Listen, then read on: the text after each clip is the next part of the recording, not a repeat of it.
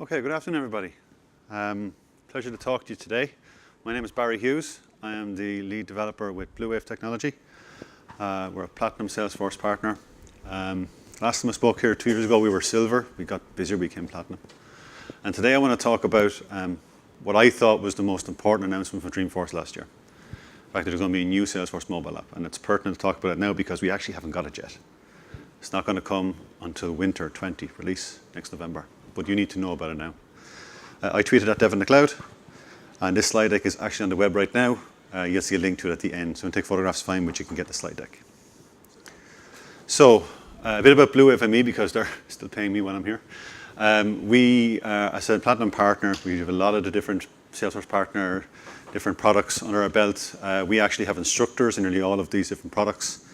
And we have about 40 people. We have 35 of them are Salesforce certified. We are hiring. Let me know if you're interested to come with us. I've got 9 times certified myself. I'm also a Pluralsight author. I author things about prototyping with Lightning components. I'm a developer. I don't normally talk about non-developing stuff, but we're not going to show any code today. I'm actually recording another Pluralsight course next week. And I'm most proud of the fact that I'm the co-organizer of the developer group based in Dublin. If you're not a member of the developer group, please join them. They're free. And we've Don Robbins, who's here, who's going to be with us on Thursday. We're celebrating our 6th birthday next week, Don, so we can bring cake. All right, so the Salesforce Mobile App. And why is this so important? First Dreamforce I was ever at was 2013. And I remember it well because splashed everywhere was this thing called Salesforce One. No one really knew what it was. Turns out it was a brand new mobile app. Previously, before that, we had a few different types. We had a Salesforce Classic app, a few different bits and pieces we had. But this was a brand new mobile app and it looked really cutting edge at the time. What we didn't know until the following year, this was actually the very first Lightning components we ever saw. This was built with Lightning components at the time.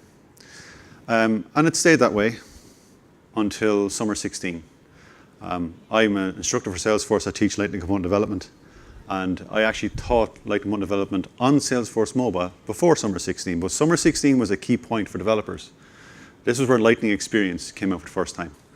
And we could develop solutions, Lightning components, for clients using the full range of things we could do. We could add components in various different places in our pages. There's a few things, though, that Salesforce One did not do, and it's still doing the same things today. It doesn't do offline very well. Some functionality does not work offline. And access to records depends on how recently you access them. It kind of depends.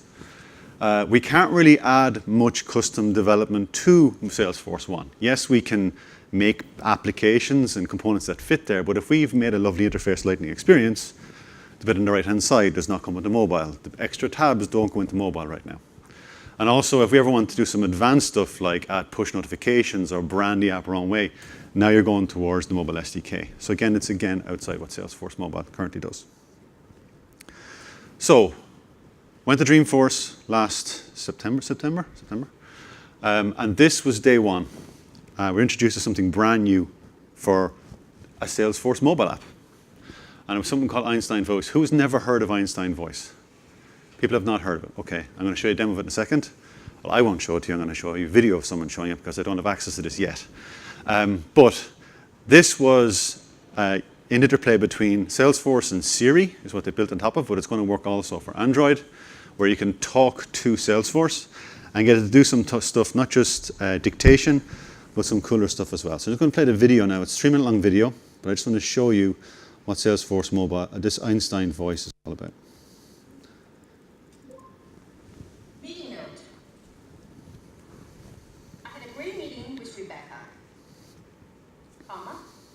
she's a purchasing manager at Neiman Marcus.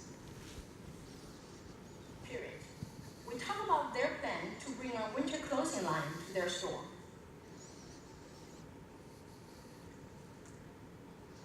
Schedule another meeting by next Friday with the Marcus.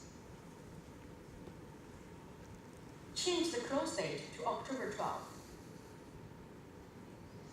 Make the total amount $500,000. Great. So I've just dictated my note, which is big time saver by itself. But this is not voice recognition demo. Everybody knows about voice recognition. That's too simple, too easy. This is artificial intelligence demo powered by Einstein. So the true power will start when Einstein joins the party. So I'm going to go ahead, tap on the Einstein Analyze button, and let the party begin.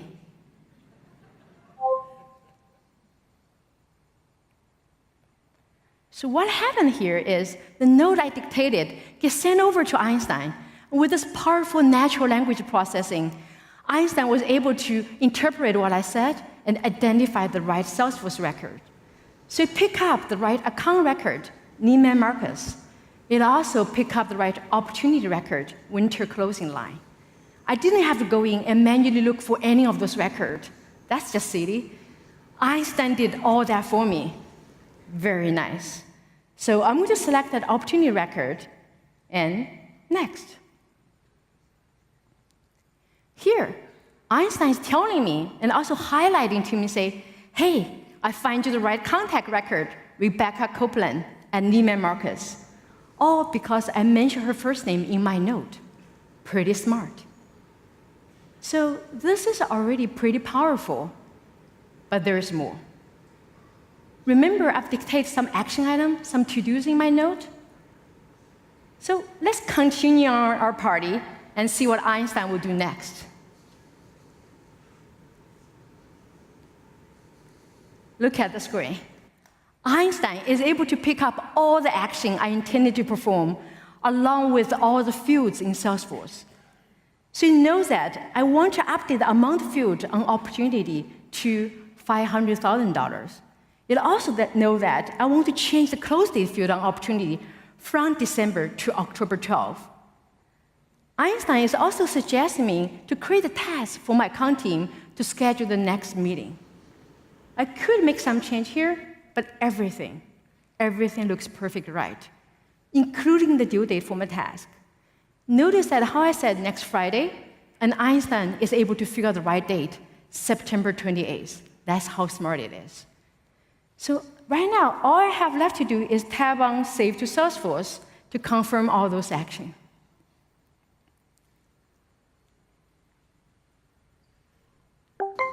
Did you hear that? That delightful sound is Einstein telling me, say, I'm all done. Everything I wanted was sent over to Salesforce, which gets immediately reflected for my account team. And they can go ahead, take that task, and schedule the meeting to close the deal. Simply incredible. So that was Einstein voice. And that got, stop Bert from talking. And go on. Okay. That was Einstein voice. And I was brought along to the Ireland and UK party that night. And my MD dragged me along. He was talking all about this. It was really a headline thing. I was, as a developer, more interested in what was around it. I haven't access to Einstein voice yet and did pilot, so I can't show it to you as a demo. I'd love to show it to you.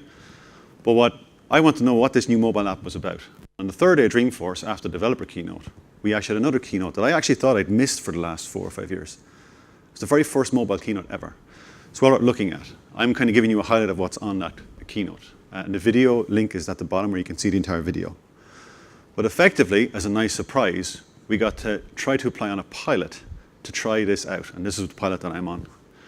The idea is that they would going to redesign Salesforce Mobile so that it would look and feel a lot like Lightning Experience on your phone. So they have a lot of different partnerships with Apple that they announced. There's a Trailhead mobile app on the way. They've got also new SDK versions out. But the idea of this was to show off the fact that the new native Salesforce mobile app that we can all use every day and administrators and developers can collaborate and make apps, this is now going to be made better. So this is kind of what it looks like. We have a one-note navigation. There's navigation bar on the bottom. And there's also actions at the top. Previously, we only ever had actions at the bottom. So we can get acts home anytime we want to. We can actually reorder the tabs here if we want to. Previously, we couldn't do that on the top of your application. You can see there's a categorized sections in the middle there. Those are the extra tabs. If we add an extra tab that appears a collapsible section. We can add components that only actually appear on mobile and don't appear on Lightning Experience, and we do this with drag and drop. We don't actually code this.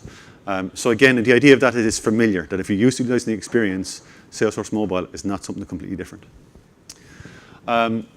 We use the app builder then to make this. So we'll drag and drop, and in this case I'm showing here, I'll show you a demo in a second, I'm actually able to switch the app builder to move from mobile to desktop, and I can drag and drop components purely for mobile and not affect the desktop. And this is all coming as well. We can also then change, one of the things we can do is we can hide fields and page layouts to only appear on mobile, which means that if you've got an opportunity with 50 fields, you can only show 8 of the important fields on mobile. You're not having to give them all 50 fields. All this is coming. And this is the Lightning App Builder here. We can change the sections, hide the sections, hide fields, hide all parts of the record page layout using the App Builder without writing any code at all. Now, I've made apps with the mobile SDK. Can be fun, but usually it's a lot of work. When I saw this, I thought, OK, this is all of a certain reason why I don't have to make SDK apps anymore. Let me just show you a demo of this in action. And hopefully my phone is going to work for me. OK. So what I have here is a developer edition org that's been enabled with the pilot. And you can see I've got some accounts up here. Salesforce Sandyford, Burlington Textiles, the usual things. Okay. If I want to see this now on my phone, which is on the right-hand side as you guys see it, this is the Salesforce Mobile App, the brand new one. So if I click on Menu, this is what it looks like. So you can see I've got 9 dots in the top left. That's your app launcher. Just like in Lightning Experience, I can tap on it, and I can see any apps that are available from Lightning Experience on the mobile. If I open up as well, you can see I've got different tabs in here. You see my 2 accounts, so I've just made those accounts as tabs.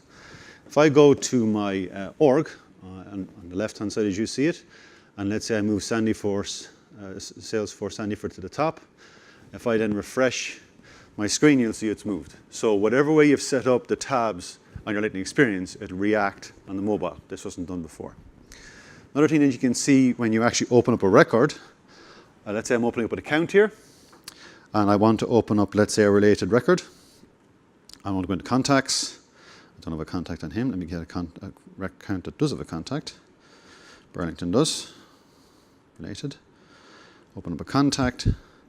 Now, previously in Salesforce Mobile right now, to get back, I have to go back, okay?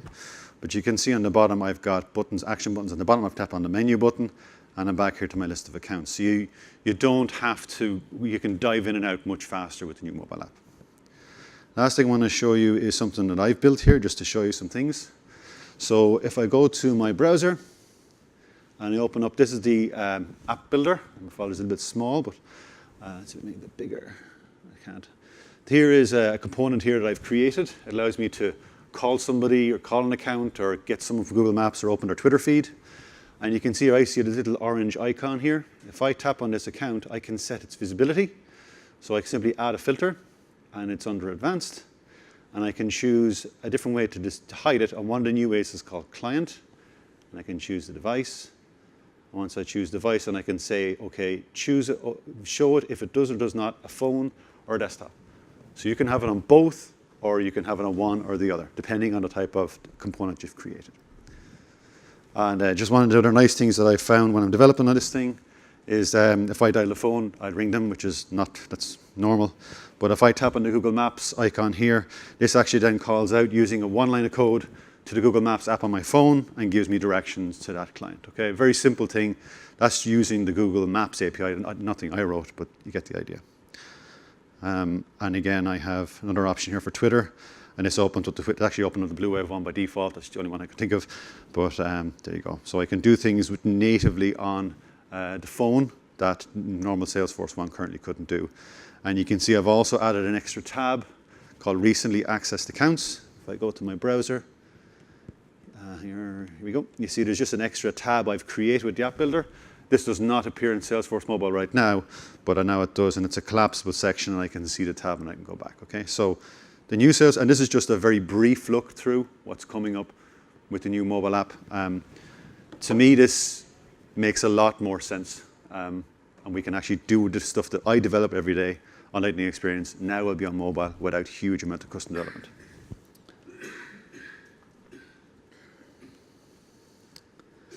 Okay. End of demo. All right. So what does it look like on an iPad? This is what I was interested in. We have a number of customers who have iPads. The idea is that you get very much the same experience. Right now in Salesforce Mobile with the existing app, you get the exact same as mobile. but in the iPad, you get 2 columns to fill a record out, not 1. But what's really nice is that when you actually open up a record on an iPad, you actually get full Lightning experience on the record. Okay, so it's the full width. It only looks well in landscape orientation, but still. But that's full Lightning experience on the iPad. Incidentally, if you do hide on that previous dialog I showed you, but hiding to phone and desktop, iPad is desktop. Okay. So that was one thing, the navigation and what we can add to it as developers.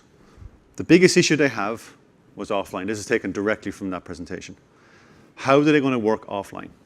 So what they're going to do is they're going to create a feature on the setup menu for every user that they're calling, at the moment calling it the offline briefcase. There's someone calling it the offline configurator, it depends.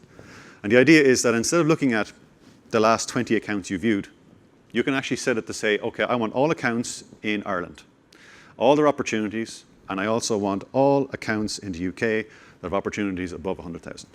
And they will all sync down directly onto your device. Okay? And this is a setting on Salesforce itself. There's no code involved in this. So you'll also get its related records and your related contacts from those records as well. So it brings everything down. And I haven't been told how the update works, but normally it merges your records. You have an option for server wins or local device wins as well. But the idea is that all the offline data will be there, and all the offline code will be there, because modern Salesforce code is all built on JavaScript, and that will run on a local device once the Lightning components are brought down. So this is another big advantage over the current Salesforce mobile app. Extra things that are going to come along the line is that we can develop custom notifications, push notifications in the setup menu. Again, no code needed. That's going to come as well, and it'll appear because Salesforce have been talking with Apple, and they're going to include the app as part of your notifications window, as well as on the app itself.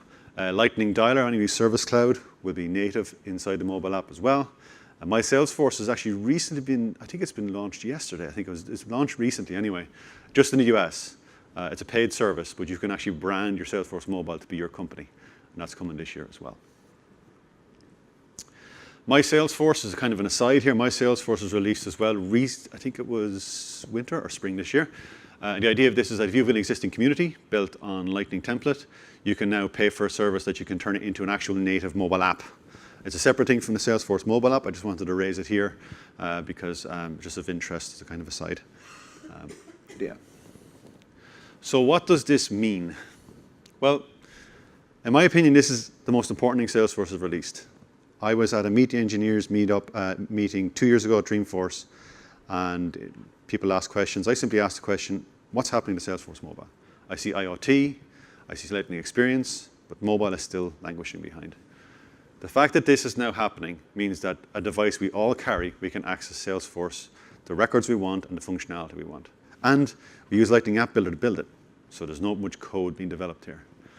Potentials of it is obvious. We decrease the need for complex custom components. I don't have to, and developers like me don't have to make complete custom apps to show just an extra tab on a screen. It's going to improve usability of offline, improve usability of the navigation, and whenever you've made a Lightning experience, it's going to be in your mobile automatically. It also reduces the amount of apologies we have to make for Salesforce One. We've got clients who use it. This doesn't work. I'm sorry, but that's just the way it is. This is giving us back the power to make it do what we want it to do. But there is another side to this, and that is there's now responsibility on us as administrators, admins, developers, and architects to think about mobile in a different way. We will now have far bigger sections in our tech specs for what mobile is going to do. We have to have conversations now about what mobile it's going to do. It's no longer saying it does what it does. Sorry, that's the way it is. So we have to talk about it. We also have to start as developers talking about developing mobile first, which has usually been a nice to have. If you ever develop a component for the right-hand side of a record homepage, that should be mobile first. Many times it isn't. Now we have to. So developers are going to have to start using things like SLDS size classes with the size, small, medium, or large. We're going to have to talk about, instead of putting in a button with a label, a button with an icon. There's things we have to do on the UI side that take advantage of mobile, because now we're not just building for a certain site or mobile. We don't know where the components are going to go now. It could be anywhere in the mobile app. So we have to worry about that. And also, if you're using grid tables, start using cards far better for mobile. And the new mobile app is going to just greatly increase satisfaction with it, but even though most of you might not be on the pilot, I haven't seen this yet, you have to be aware of it, because when this thing goes live, if you've got components on your record page that you didn't at the moment have on mobile, they're going to be on mobile unless you hide them, okay?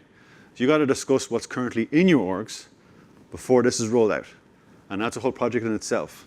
Otherwise, you don't give them the mobile app. So if they're using mobile right now, if you've got clients using mobile right now, and they're going to start using the new mobile app, you have to go through all of your record page layouts, ever use stuff. If you've got a component that you want on mobile, is it set for mobile? You have to go through that as well, okay? And the slide deck of this is available at my blog host, definitecloud.wordpress.com. You can grab this. And if I have any questions, I'm 5 minutes ahead of schedule. Yes?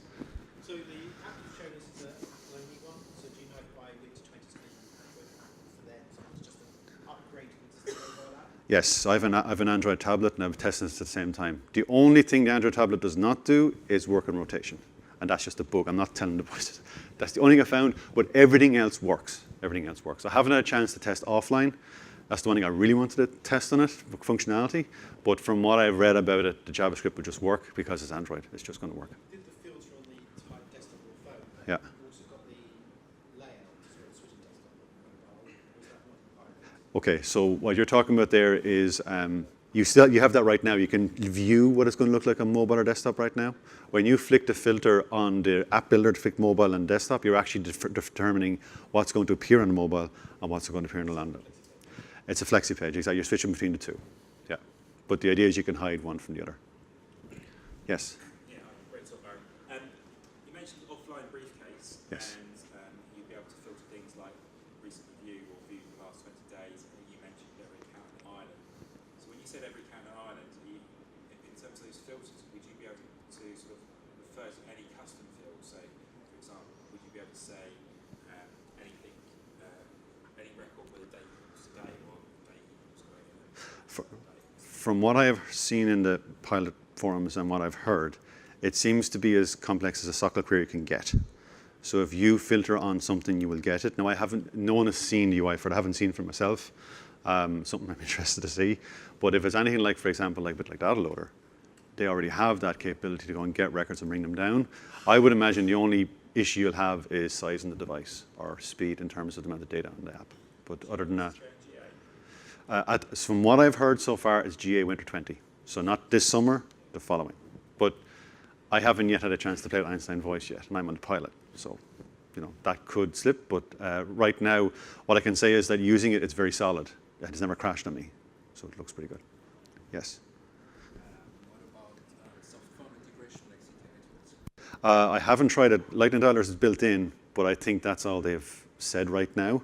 Whether there's other tools being added, I don't know. But one thing I will say, if you look at the video of the keynote, they actually built in sharing pics, which is one of the people who sponsor here, and there are actually photographs on it. So I would imagine if you have an app exchange partner, they're probably going to implement some kind of like soft phone, probably. But I haven't seen an example of it, no. Yes? Does it get emulation though as well? Do you run ./run app emulating on the desktop? I emulate everything with developer tools, and yes, it does. Yeah, it does, yeah. On tools. Now, when I teach components, I always say it's not quite the same thing. It's an app, it's not the browser. But from what I've seen so far, it does, yes. Yeah. I can orient it too, and it does work. Yes? Did you see already some elements in the design system? Or? Yes, so I have made, don't have it there, I've made an app of my own. I'm recording as this course next week, and I've put it into it. And I developed it as a card system, and it worked perfectly fine. I just don't have it in the demo there, but it did work, yes. So yeah, that included loads of stuff from design system, all the different classes, yes. But as I said, you want to make sure that you use all the sizing mechanisms with design system when you add your classes. Otherwise, you want to make sure it's flexible, that the grid is 1:4 for a desktop and 1:1 for a mobile. Make sure you do that, yeah. Does that answer the question? Anyone else? Well, I'm hanging around, guys. You can chat to me what I thought about it. I do have an iPad here with it on if anyone wants to play with it, see what you think. But other than that, thanks very much, and talk to you soon.